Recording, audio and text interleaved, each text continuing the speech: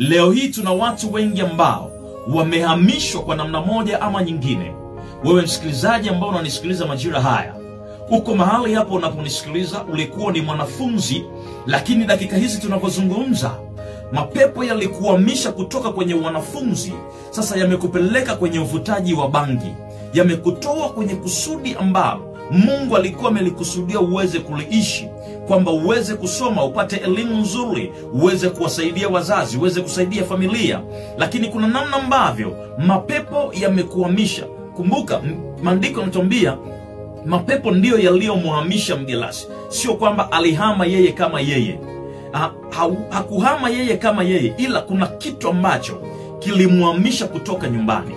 Kuna watu wengi leo hii ambao tuko nao kwenye familia zetu, lakini ukijaribu kuangalia, wamehama kutoka kwenye akili zao, wamehama kutoka kwenye mfumo wao, wamehama kabisa moja kwa moja kutoka kwenye kile ambacho walichukua wanatakiwa kuweza kukiishi.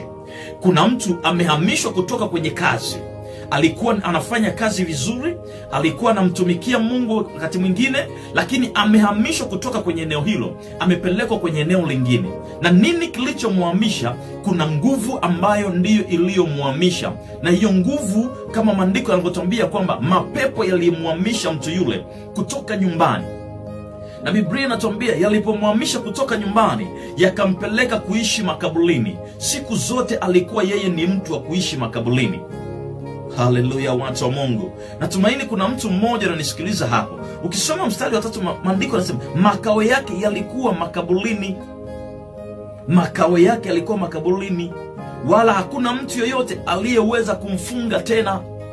Mtu aliyehamishwa ni mtu ambaye hata kama utamshauri kwa namna gani, hawezi kukuelewa. Ni sawa na huyu Mgelasi, ya kwamba hakukuwa na mtu wa kuweza kumfunga tena. Maana yake kumfunga nini? Kwamba mtu yule asiweze kukimbia, mtu huyu asiweze kutoka kwenda sehemu nyingine, mtu huyu asiweze kutoka kwenda kwenye sehemu yote ya uharibifu. Wanamfunga ili awe kwenye utulivu. Na ndivyo ambavyo ni changamoto ambayo unakutana nayo kwenye familia.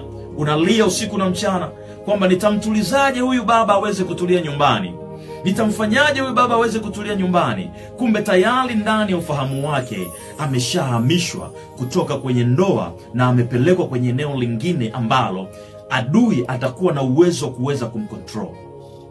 Kwa sababu adui anapokuondoa kwenye eneo husika, adui anapokuondoa kwenye uangalizi, lengo lake ili aweze kufanikiwa namna gani ya kuweza kukutumia, ama namna gani ya kuweza kukupambanisha kwa namna yoyote ile.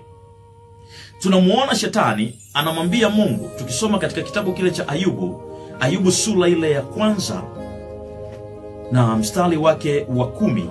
Maandiko yako wazi, twende pamoja ili uweze kunielewa.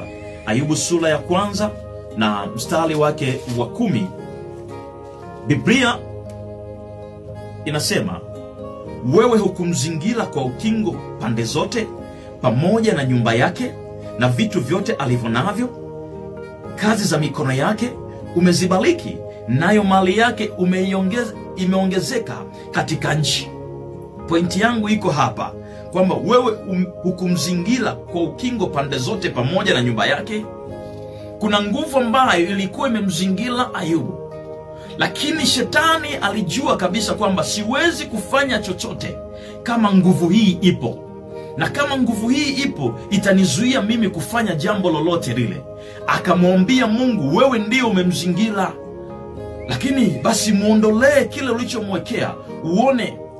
Na tunaona Mungu baada ya kumruhusu shetani, kwa sababu alikuwa anamwamini Ayubu, shetani alichokifanya, akahamisha mali ya Ayubu, akahamisha watoto wa Ayubu, akahamisha kila kitu alichokuwa nacho Ayubu, na mwisho wa siku akahamisha hata afya yake aliyokuwa nayo.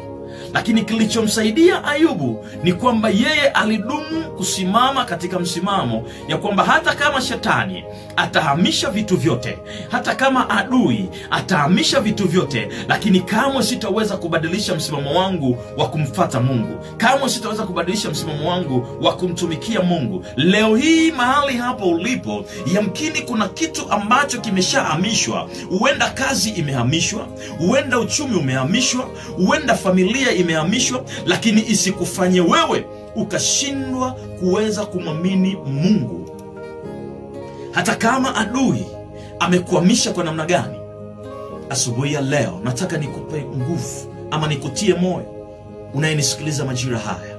Sikiliza, ni kweli shetani anaweza akawa amehamisha ndoa yako.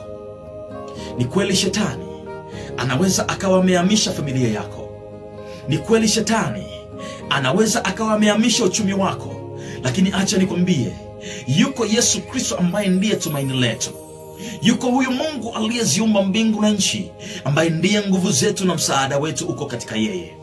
Yeye haijalishi adui amehamisha namna gani, lakini yeye atasimama pamoja na wewe. Tunaona mgelasi aliyekuwa amehamishwa kutoka nyumbani na kupelekwa makaburini. Yesu alipopita tu mahali pale, ndipo historia ya yeye kuishi makaburini ikabadilika. Hata asubuhi ya leo, historia ya wewe kuishi uhamishoni inaweza ikabadilika. Historia ya kuhamishwa watoto wako kutoka kwenye elimu, kupelekwa kwenye uvutaji wa bangi, kupelekwa kwenye madawa ya kulevya, kupelekwa kwenye vitu ambavyo havistahili, kupelekwa kwenye anasa za dunia, leo inaweza ikawa ni mwisho ukiamua kumruhusu Yesu akapita kwenye maisha yako. Yesu anapopita kwenye maisha yako, anapopita katika nchi ya Wagelasi, anakukuta wewe ambaye mapepo yamekuhamisha, yamekuweka makaburini. Anapopita katikati yako, leo iko neema ambayo Mungu anaenda kuiachilia juu yako na kukusaidia wewe kuweza kutoka uhamishoni ambako adui alikokuhamishia. Shetani ana kazi kubwa mno. Anapambana kutafuta ni namna gani ataweza kukuhamisha. Ni kweli umeokoka, ni kweli umesimama kwenye wokovu, ni kweli unamtumainia Mungu, ni kweli unamtumikia Mungu, lakini lazima ujue kwamba adui anaweza kukuhamisha. Usipokuwa makini, adui anaweza kukuhamisha.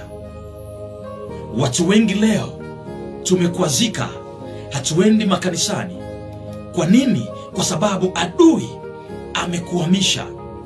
Na adui amekuhamisha wakati mwingine kupitia maneno ya watu. Wakakuletea maneno, ukavunjika moyo, umekaa nyumbani, unasema mimi siwezi kwenda kanisani kwa sababu mama fulani alinikwaza. Mimi siwezi kwenda kumwabudu Mungu kwa sababu mchungaji aliniambia jambo hili. Mimi siwezi kwenda kanisani kwa sababu sina sadaka. Shetani anakuhamisha, anakutoa kwenye kusudi la Mungu ambalo Mungu ameliweka ndani yako. Leo hii tuna watu wengi ambao shetani amehamisha afya zao. Mkumbuke Ayubu, shetani alihamisha afya, akampiga majipu mengi, hata baba yule asiweze kujikuna, lakini haikumsaidia chochote shetani, bali alizidi kusimama na kumtumainia Mungu.